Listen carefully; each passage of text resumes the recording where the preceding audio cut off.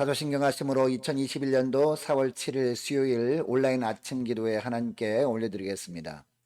전능하사 천지를 만드신 하나님 아버지를 내가 믿사오며 그 외아들 우리 주 예수 그리스도를 믿사오니 이는 성령으로 잉태하사 동정녀 마리아에게 나시고 본디오 빌라도에게 고난을 받으사 십자가에 못 박혀 죽으시고 장사한 지 사흘 만에 죽은 자 가운데서 다시 살아나시며 하늘에 오르사 전능하신 하나님 우편에 앉아 계시다가 서리로서 산자와 죽은 자를 심판하러 오시리라.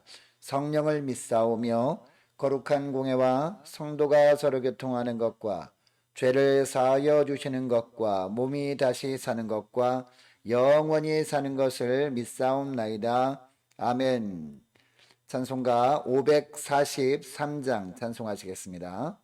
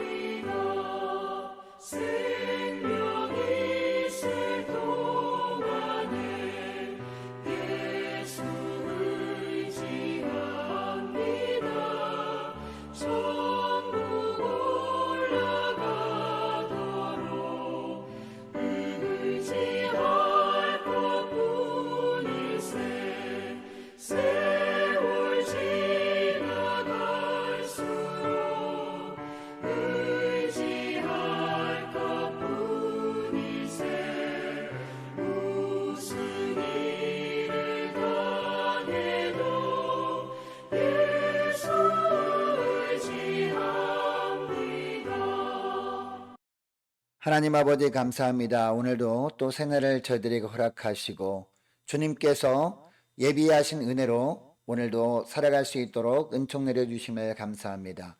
하나님, 오늘도 한 치 앞도 내다볼 수 없는, 예상할 수 없는 하루를 또 살게 됩니다. 주님께서 우리 앞날을 말씀을 통해서 훤히 비춰주셔서 주님께서 인도하시는 길로 나아갈 때 주님께서 예비해 놓으신 은혜로 살아갈 수 있는 복된 하루가 되게 하여 주옵소서. 감사드리오며 우리 주 예수 그리스도의 이름으로 기도드리옵나이다. 아멘. 이 시간에 하나님이 주시는 말씀은 오늘부터 출애굽기 말씀을 함께 묵상하면서 은혜 나누기를 원하는데요. 출애굽기 1장 1절부터 22절까지 말씀 보겠습니다. 야곱과 함께 각각 자기 가족을 데리고 애굽에 이른 이스라엘 아들들의 이름은 이러하니 르우벤과 시몬과 레위와 유다와 이사갈과 스불론과 베냐민과 단과 납달리와 갓과 아세리요. 야곱의 허리에서 나온 사람이 모두 70이요 요셉은 애굽에 있었더라. 요셉과 그의 모든 형제와 그 시대의 사람은 다 죽었고 이스라엘 자손은 생육하고 불어나 번성하고 매우 강하여 온 땅에 가득하게 되었더라. 요셉을 알지 못하는 새 왕이 일어나 애굽을 다스리더니 그가 그 백성에게 이르되 이 백성 이스라엘 자손이 우리보다 많고 강하도다. 자, 우리가 그들에게 대하여 지혜롭게 하자. 두렵건대 그들이 더 많게 되면 전쟁이 일어날 때에 우리 대적과 합하여 우리와 싸우고 이 땅에서 나갈까 하노라 하고 감독들을 그들 위에 세우고 그들에게 무거운 짐을 지워 괴롭게 하여 그들에게 바로를 위하여 국고성 비돔과 라암셋을 건축하게 하니라. 그러나 학대를 받을수록 더 번성하여 퍼져나가니 애굽 사람이 이스라엘 자손으로 말미암아 근심하여 이스라엘 자손에게 일을 엄하게 시켜 어려운 노동으로 그들의 생활을 괴롭게 하니 곧 흙 이기기와 벽돌 굽기와 농사의 여러 가지 일이라. 그 시키는 일이 모두 엄하였더라. 애굽 왕이 히브리 산파 십부라라 하는 사람과 부하라 하는 사람에게 말하여 이르되 너희는 히브리 여인을 위하여 해산을 도울 때에 그 자리를 살펴서 아들이거든 그를 죽이고 딸이거든 살려두라. 그러나 산파들이 하나님을 두려워하여 애굽 왕이 명령을 어기고 남자 아기들을 살린지라. 애굽 왕이 산파를 불러 그들에게 이르되 너희가 어찌하여 이같이 남자 아기들을 살렸느냐. 산파가 바로에게 대답하되 히브리 여인은 애굽 여인과 같지 아니하고 건장하여 산파가 그들에게 이르기 전에 해산하였더이다 하매 하나님이 그 산파들에게 은혜를 베푸시니 그 백성은 번성하고 매우 강해지니라. 그 산파들은 하나님을 경외하였으므로 하나님이 그들의 집안을 흥왕하게 하신지라. 그러므로 바로가 그의 모든 백성에게 명령하여 이르되 아들이 태어나거든 너희는 그를 나일강에 던지고 딸이거든 살려두라 하였더라. 오늘부터 새벽마다 출애굽기 말씀을 함께 묵상하면서 기도 제목 삼기를 원합니다. 출애굽기에 보면 이스라엘 백성들이 애굽에서 어떤 놀라운 하나님의 은혜로 나오게 되었는지 그 과정이 자세히 기록되어 있습니다. 그리고 하나님께서 그들에게 출애굽의 은혜를 베푸신 이유가 무엇인지도 특별히 말씀하십니다. 먼저 1절 말씀을 보면 야곱과 함께 각각 자기 가족을 데리고 애굽에 이른 이스라엘 아들들의 이름은 이러하니라고 합니다. 그리고 2절부터 4절까지 말씀을 보면 야곱의 12 아들들의 이름들이 나옵니다. 또 이어지는 5절에는요. 야곱 가족이 기근 때문에 가나안 땅을 떠나서 애굽으로 이주를 할 때 70명이었음을 또 밝히고 있습니다. 여러분 출애굽기를 시작하면서 모세가 이처럼 야곱의 12 아들의 이름을 기록하고 있는 이유가 무엇일까요? 그리고 야곱이 가나안 땅에서 애굽으로 떠날 때 식구가 70명이었다는 것을 밝히고 있는 이유가 또 무엇일까요? 우선 이스라엘 백성들에게 그들이 영원히 거주할 곳은 애굽이 아니라 가나안임을 확실하게 보여준 겁니다. 그러니까 애굽을 그리워하지 말고 가나안을 향한 진군을 게을리하지 말기를 바란 겁니다. 여러분 야곱 가족이 애굽으로 이주한 이유가 무엇이었습니까? 기근 때문이었거든요. 세계적인 기근 때문에 극심한 고통을 받고 있었습니다. 그런데 하나님은 이때를 위해 야곱의 아들 중 요셉을 먼저 애굽으로 보내시죠. 물론 형들의 시기로 팔려가서 너무나 힘든 고난을 겪게 하시는 방법을 사용하시기는 합니다. 그러나 그런 과정을 통해서 하나님은 요셉을 애굽의 총리 대신으로 만드십니다. 그 후에 애굽 전역뿐만 아니라 가나안 땅에도 대기근이 들게 하심으로 말미암아 야곱 가족이 애굽으로 이주할 수밖에 없도록 하셨습니다. 물론 여러분 요셉이 총리 대신으로 있을 때까지만 해도 야곱의 가족은 고센 땅에서 편안하게 지냈습니다. 애굽의 총리 대신은 당시 권세가 막강했기 때문입니다. 애굽의 바로 왕 다음이었습니다. 그래서 야곱 가족뿐만 아니라 이스라엘 백성들은 이 요셉 덕분에 아무런 어려움 없이 하루하루를 살아갈 수 있었습니다. 그런데 오늘 우리가 읽은 6절 말씀에 보니까 요셉이 죽었습니다. 그리고 그의 모든 형제도 죽었습니다. 뿐만 아니라 그 시대 사람들은 다 죽었는데 7절에 보니까 이스라엘 자손은 생육하고 불어나 번성하고 매우 강하여 온 땅에 가득하게 되었다라고 하고 있습니다. 여러분 그런데 8절 말씀을 보시기 바랍니다. 이스라엘 백성들에게 위기가 찾아옵니다. 요셉을 알지 못하는 새 왕이 일어나 애굽을 다스리게 된 겁니다. 여러분 이것은 어떤 의미였을까요? 더 이상 고센 땅에 있던 이스라엘 백성들이 안전을 보장받을 수 없게 되었다는 뜻이었습니다. 아니나 다를까 9절부터 보니까 이 새롭게 왕위에 오른 요셉을 알지 못하는 왕이 이스라엘 백성들을 박해하기 시작합니다. 우선 계급을 노예로 전락시켜 버립니다. 그래서 남자들에게는 강제 노역을 시킵니다. 국고성 비돔과 라암셋을 건축하는 데 동원합니다. 어려운 노동을 하게 해서 그들의 생활을 괴롭게 합니다. 그러나 학대를 받을수록 더욱 이스라엘 백성들이 어떻게 됩니까? 그 수가 더욱 많아집니다. 그래서 애굽의 바로왕이 생각해낸 것이 무엇이었습니까? 이스라엘 백성들이 가정에 아이가 태어날 때 남자면 죽이고 여자만 살리게 합니다. 그러나 하나님께서 이것도 못하게 막아버리시죠. 바로왕이 고용한 애굽의 산파였던 시브라와 부하가 하나님을 더 경외하도록 해버리신 겁니다.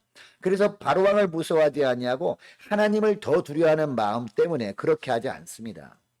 이스라엘 백성들이 핍박 전에는 애굽의 고센 땅에서 애굽의 총리 대신이었던 요셉의 배려로 윤택하게 살았을 겁니다.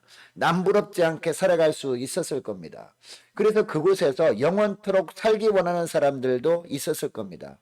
그리고 나중에 요셉을 알지 못한 왕이 애굽 왕이 된 후에도 물론 이스라엘 백성들이 박해를 받기는 했습니다. 그러나 먹고 사는 문제 때문에 고통받지는 않았습니다. 강제 노역을 시키기는 했지만 먹을 것은 먹여가면서 일을 하게 했다는 겁니다. 여러분, 그런데 훗날 이스라엘 백성들이 우여곡절 끝에 출애굽을 합니다. 광야 생활을 시작합니다. 그런데 광야가 어떤 곳이었습니까?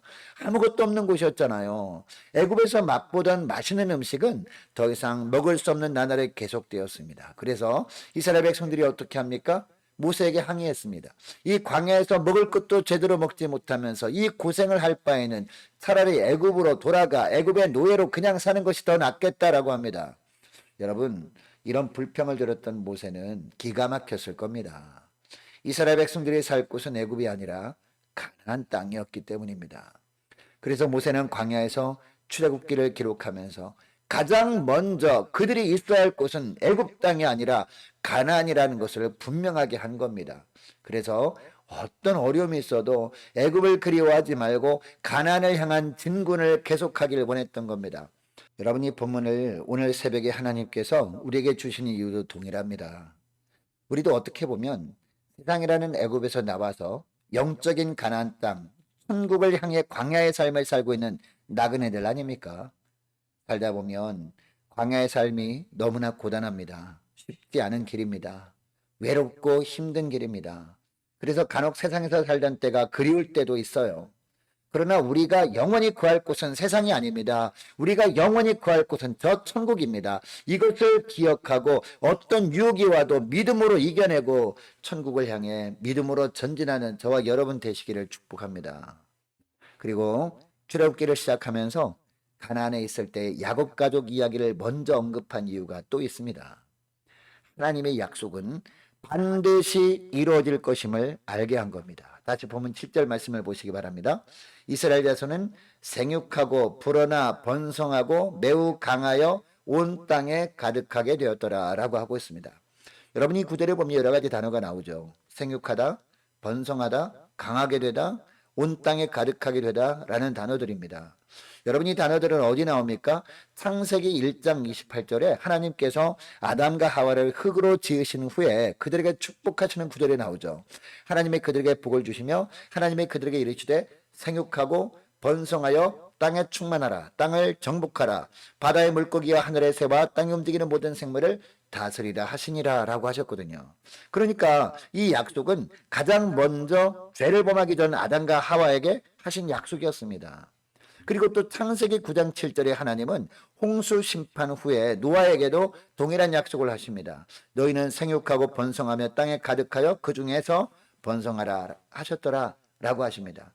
그리고 창세기 15장에서는 아브라함에게 이 약속을 하십니다. 그리고 아브라함의 자손들, 그러니까 이삭과 야곱에게 반복해서 이 약속의 말씀을 하십니다. 오늘 본문에 보면 이스라엘 백성들이 애굽에서 결국 노예로 전락해서 400년 이상을 인고의 세월을 보냅니다. 이 기간 동안 요셉을 알지 못하는 애굽의 바로왕은요, 갖은 방법을 다 동원해서 박해를 합니다. 그런데 어떻게 됩니까? 박해하면 박해할수록 이스라엘 백성들의 숫자는 더욱 늘어가기만 합니다. 여러분, 이처럼 하나님께서 한 번 하신 약속의 말씀은요, 반드시 이루어지는 말씀입니다. 하나님은 그 약속을 반드시 지키시는 하나님이십니다. 어떤 대적들이 그 약속이 이루어지지 못하도록 가로막는다 해도 소용없습니다. 오히려 하나님은 그런 대적들이 핍박을 이용하셔서 번성하게 하시고 온 땅에 충만하게 하시는 분이심을 오늘 본문을 통해서 보여주고 계십니다. 백성들은 박해받는 것이 너무나 고통스러웠습니다. 그래서 하나님을 향해 부르짖었습니다. 너무나 오랜 세월 동안 하나님은 침묵하시는 것만 같았습니다. 그러나 하나님께서는 침묵하신 것이 아니었습니다. 하나님이 일하시는 과정 중에 있었습니다. 생육하고 번성하여 온 땅에 충만하게 하시겠다는 약속을 이루시는 과정 중에 있었던 겁니다. 여러분, 하나님은 오늘날도 동일하신 하나님이십니다. 하나님께서 우리에게 약속하신 것을 오늘날도 하나님은 반드시 이루신다는 것을 믿으시기 바랍니다. 우리가 보기에는 너무나 고통의 세월이 긴 것 같아 보이지 않습니까?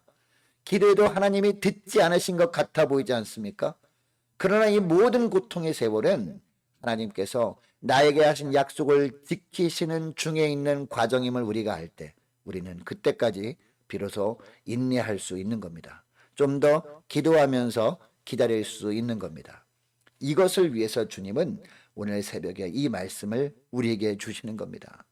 여러분, 예전에 저와 여러분이 기도할 때 하나님께서 말씀을 통해서 저와 여러분에게 약속하신 것들 있지 않습니까? 저와 여러분을 통해서 교회를 건강하게 세우셨다고 하셨습니다. 저와 여러분을 통해서 가정을 믿음의 가정으로 세우셨다고 하셨습니다. 지금 현재 어떤 고난을 겪고 있습니까? 이 모든 시련의 과정이 하나님이 저와 여러분에게 하신 약속을 이루고 계시는 과정임을 믿으시고 끝까지 믿음으로 승리할 수 있는 저와 여러분 되시기를 바랍니다. 하나님의 때까지 인내로 기도하다가 주님의 약속의 성취됨을 보면서 하나님께 영광 돌리는 저와 여러분 되시기를 주의 이름으로 축복합니다. 자, 오늘 말씀을 기억하고 기도할 때 이렇게 기도했으면 좋겠습니다. 하나님, 어떤 유혹에서도 흔들리지 않고 오직 천국만을 소망하는 나그네의 삶을 살게 하여 주옵소서. 주님의 약속은 반드시 이루어짐을 잊지 않고 어떤 시련에도 결코 낙심하지 않고 믿음으로 인내하며 기도하다가 주님의 약속이 성취됨을 보게 하여 주옵소서. 간절히 기도했으면 좋겠습니다. 오늘 수예배가 있습니다. 수요 예배를 위해서 우리 함께 기도하기를 원하고 많은 환우들 위해서 우리 함께 기도하기를 원합니다. 취업을 앞둔 우리 청년들과 고3 수험생들, 선교사님들, 나라 민족을 위해서 그리고 저와 여러분이 개인적으로 가지고 나온 기도 제목들 놓고 우리 함께 기도하기를 원합니다. 기도하시겠습니다.